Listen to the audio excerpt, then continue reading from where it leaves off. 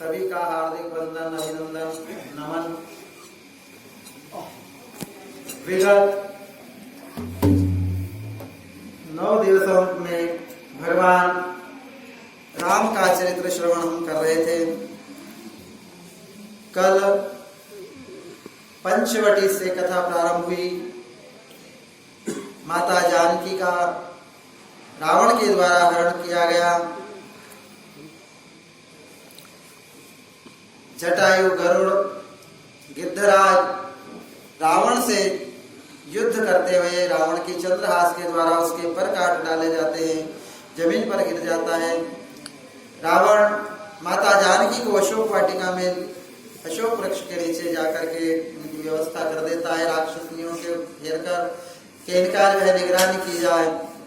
भगवान जानकी जी के विरह में व्याकुल विलाप करते हुए लताओं से, पशुओं से, पक्षियों से पूछते हुए आगे बढ़ते हैं। गिद्धराज जटायु से आपकी भेंट हुई, उसके द्वारा पता चला कि मां जानकी को रावण जो है हरण करके ले गया है।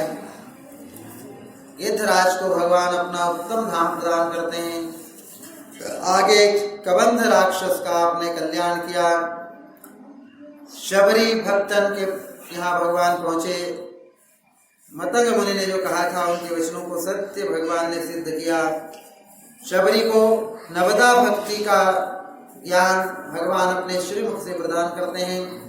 शबरी भगवान के सामने ही योग अग्नि के द्वारा अपने शरीर को भस्म कर करके भगवान के धाम को पहुंच जाती है।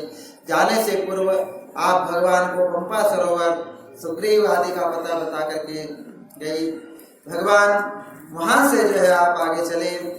पंपा सरोवर के किनारे भगवान पहुंचे। देखी राम अति रुचिर तलावा, मां जनकी न परम सुख पावा। पंपा सरोवर मतलब तालाब, वहां भगवान पहुंचे। अत्यंत निर्मल जल को देखा, भजन किया, जलत्रान किया। एक वृक्ष की छाया में भगवान वहां पर बैठे हुए थे।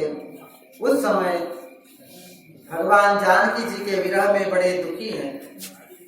विरहवंत भगवंत ही देखी, जब भगवान को देखा कि जानकी के विरह में बड़े व्याकुल हो रहे हैं। नारद मन भा सोच विषेकी, नारद जी उस समय बड़े मन में सोच करते हैं, पश्चाताप करते हैं। कारण क्या है? भगवान जो दुख है वह नारद जी के ही शाप के कारण हुआ। तो उन्होंने कहा कि नारी विरह तुम हो दुखारी, कि तुम नारी के विरह में दुखी होगे। आज परमात्मा अपनी पत्नी जानकी के विरह में बड़े व्याकुल है। यह देखकर नारद जी को बड़ा सोच होता है और आप भगवान से मिलने के लिए श्रीमन नारायण नारायण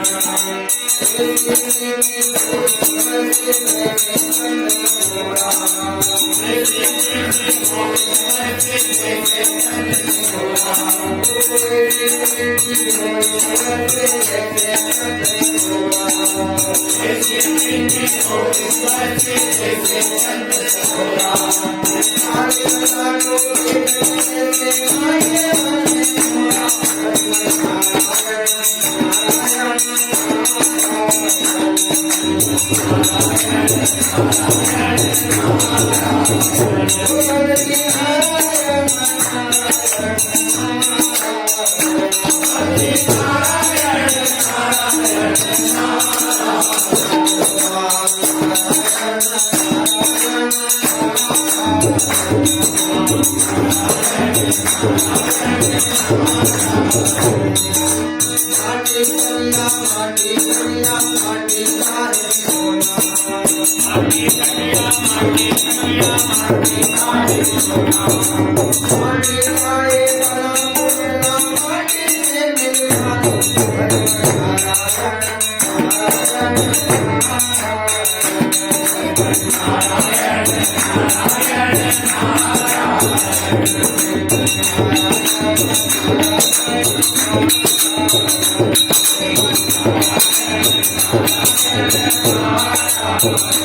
नारद जी जो है मिलने के भगवान से कुंपा सरोवर के तीर पर किनारे पर पहुंचे, क्योंकि नारद जी को पश्चाताप हो रहा था कि मोर श्राप कर अंगीकारा सहत राम नाना दुख भागी। भगवान मेरे दिए श्राप को अंगीकार करके ही आज विभिन्न प्रकार के दुख देख रहे हैं।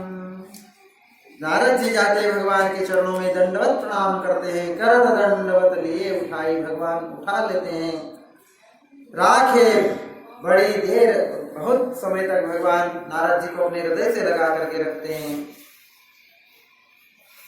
नारद जी कहने लगे प्रभु देहु एक वर मांगो स्वामी नाथ, यदि आप मेरे ऊपर प्रसन्न है तो मैं आपसे एक वरदान मांगना चाहता हूँ, एक वर मुझे आप प्रदान करिए। यद्यपि जानहु अंतर्यामी, वैसे आप अंतर्यामी सब कुछ जानते हैं, फिर भी मैं आपसे एक वर मांगता हूँ। तो भगवान कहने लगे नारद ये कुछ पूछने की बात है? कहने लगे परमात्मा कि कहूँ कवन वस्तु, नारद ये तो कहो कैसी कौन सी वस्तु है जो मुनिवर न सकूं तुम मांगी, जो तुम मेरे से मांग नहीं सकते हो। मैं तो भक्तों के वश में हूँ, ऐसी भक्तों के लिए कोई अदेय वस्तु मेरे पास नहीं है, मतलब नहीं देने योग्य ऐसी कोई वस्तु। भक्त जो मांगे मैं उसकी हर इच्छा पूर्ण करता हूँ। जन कहूँ कछु अदेय नहीं मोरे, यन विश्वास सजहु जनि भोरे। यह विश्वास कभी भी नहीं छोड़ना कि भगवान भक्त को देने के लिए हर वस्तु उसके पास है, जो हम चाहे वह भगवान हमें प्रदान करता है। तो नारद जी कहने लगे भगवान यदि आप प्रसन्न हैं तो मैं आपसे एक वर चाहता हूँ। यद्यपि प्रभु के नाम अनेका परम विचित्र एक तेका, भगवान आपके अनेक नाम है, भगवान का कोई एक नाम नहीं, अनेकों नाम है और एक से एक पावन पवित्र विचित्र रुचिकर करुणाकर भक्तवत्सल जितने नाम भगवान के हैं सब एक से एक बढ़ करके हैं। हम भगवान को किसी भी नाम से पुकारें, कोई नाम कम या ज्यादा, हर नाम एक से बढ़ करके एक आपके नाम है भगवान। फिर भी मैं आपसे यह वर चाहता हूँ कि इतने सब नामों में राम सकल नाम के अधिकार, ओम नाथ अग खग गणपति का। भगवान राम नाम जो है ये समस्त नामों में सबसे अधिक बढ़ करके हो और कलयुग के जो पाप हैं क्लेश हैं इनका नाश करने वाला हो। एवं अस्तु प्रभु कहे हूँ, तब भगवान ने कहा नारद जैसा तुम्हारी इच्छा, एवं वस्तु मतलब ऐसा ही। ओम कृपा सिंधु रघुनाथ तब नारद मन हर्षयति प्रभुपद नाय। भगवान ने जब इच्छित वरदान दिया नारद जी बड़े प्रसन्न हो गए, भगवान के चरणों में पुनः प्रणाम करते हैं और पूछने लगे कि प्रभु एक बात बताओ, जब विवाह में चाह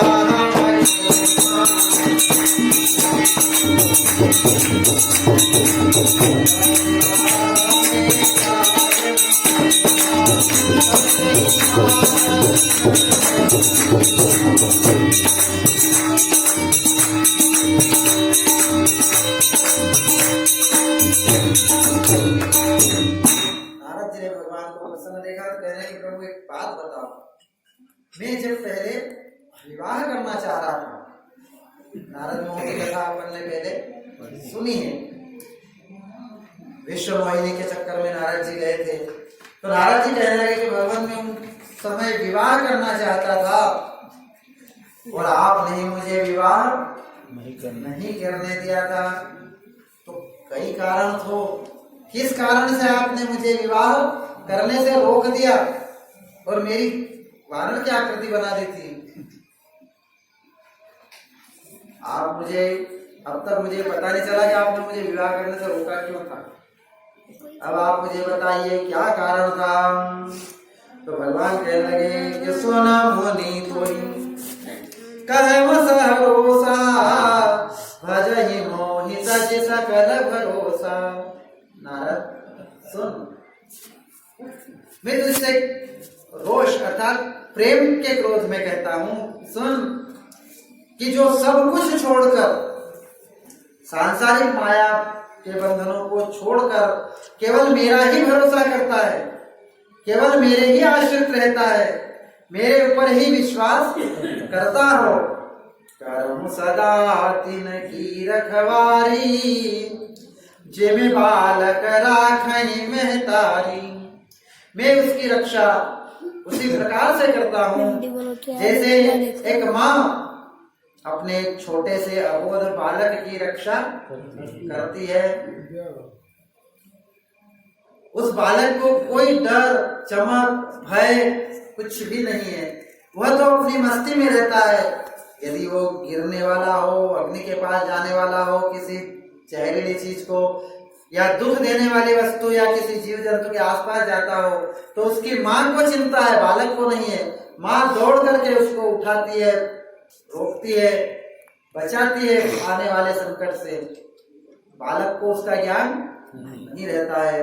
उसी प्रकार जो केवल मेरे भरोसे रहता है, संसार से जिसको कोई आसक्ति नहीं रहती है, जिसके अंदर कोई दुर्गुण नहीं है, किसी का भरोसा नहीं करता, मेरे ऊपर विश्वास करता है, उस भक्त की, उस व्यक्ति की मैं उस माँ की तरह ही रखवाली करता हूँ।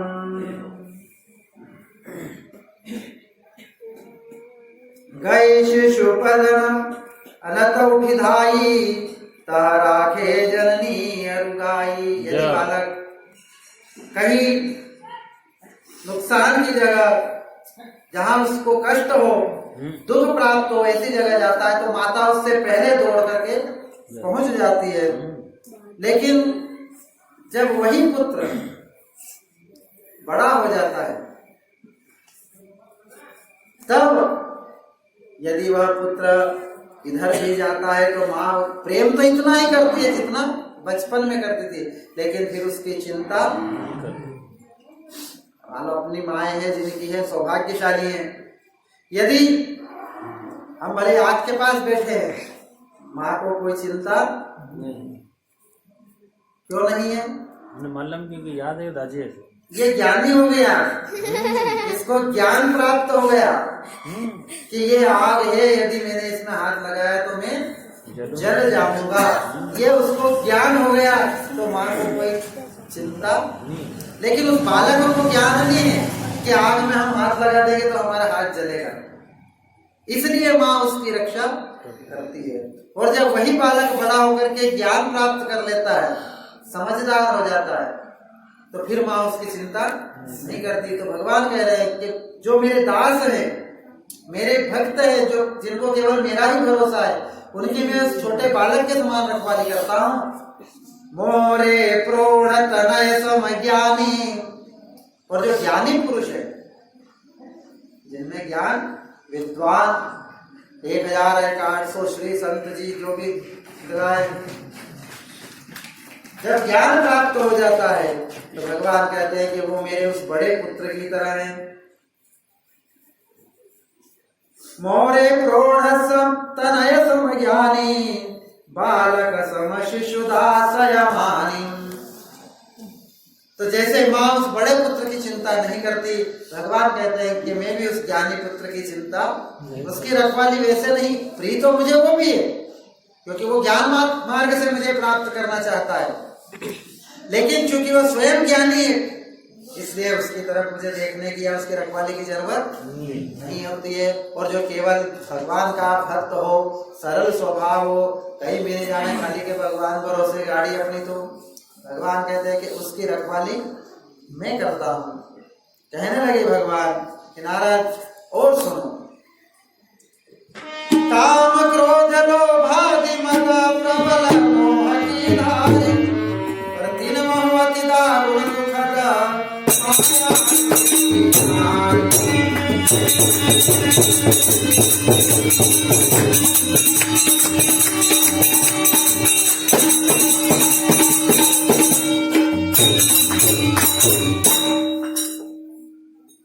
काम, क्रोध, मद, लोभ, अहंकार, ये सब भगवान की भक्ति के बाधक है, विमुख है। लेकिन इन सब में सबसे जो अधिक कठिन है वो है मोह। मोह सकल व्याधि न कर मूला, ते ते पुनि उपजे बहुशूला। मोह ही सबसे अधिक दुखदाई संसार के लिए, हमारे लिए है। मोह मतलब अपनत्व, लगाव, जिसको हम अपना मान लेते हैं, वह सबसे प्रबल धार है। लेकिन तीन मोह अति दारुण दुखद, लेकिन उससे भी इनमें जो सबसे अधिक दारुण मतलब भयानक कठोर दुख देने वाले वो है माया रूपी नारी। स्त्री, स्त्री साक्षात माया का ही रूप। माया ने हमें सबको अपने वशीभूत कर रखा है, नट मरकट की तरह हमें नचाती रहती है। उसका साक्षात प्रतिबिंब स्त्री है क्या नहीं? जहां स्त्री नहीं है वहां संत महात्मा कहीं कर रहा हमने मेरा भगवान का भजन कर रही, अपना भी मांडा नहीं हुआ तब खूब डोल का कूटा अपन भी पर जैसे श्रीमती जी आई कि फिर छठे चौमा से बन जा तो भी भगवान की दया, नहीं तो बिल्कुल सीताराम ही हो जा। क्योंकि यह जो स्त्री है साक्षात माया, माया है तो वह माया तो केवल की देखी कहां, पर यह उसका साक्षात रूप स्त्री ही है। कहने लगे भगवान कि सोनी मुनि का पुराण श्रुति संता, मोह विपिन का नारी बसंता। मोह रूपी जंगल है, उसमें नारी बसंत ऋतु के समान, जैसे जंगल है, कानन है, बसंत ऋतु में कितना लुभावना, मनमोहक, मनोरम दृश्य लगता है।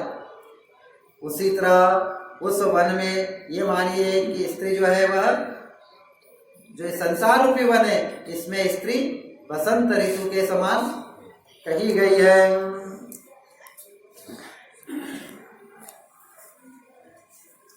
जप तप नियम जलाशय झारी, जप करना, भगवान के भजन करना, तप नियम पूर्वक तपस्या करना, ये बहुत बड़े बड़े जलाशय हैं, मतलब तालाब, नदी, बांध, ऐसे जलाशय जब भगवान का भजन करना, तपस्या करना, ये मान लीजिए कि बड़े भारी जलाशय है, लेकिन उनको भी हो ग्रीष्म शोष ही सब नारी, लेकिन ग्रीष्म जैसे गर्मी में सब जलाशय सूख जाते हैं, उसी प्रकार ये जप तप भजन इन सबको वह स्त्री अपने अंदर सोख लेती है, अर्थात इन सब से उसके कारण हम विमुख हो जाते हैं। अवगुण मूल शूल प्रद प्रमदा सब दुख खान, इसमें इतने अवगुण है, ताते कीन निवारण मुनि में यह जी जान। हे नारद, सब कुछ स्त्री के कारण व्यक्ति से विमुख, जप तप भजन नियम संयम सब इनको स्त्री सोख लेती है, अपने मोह रूपी जाल में फंसा लेती है। हे नारद, इसलिए तुम मेरे बालक समान दास हो, इसलिए मैंने तुम्हारी उससे रक्षा की।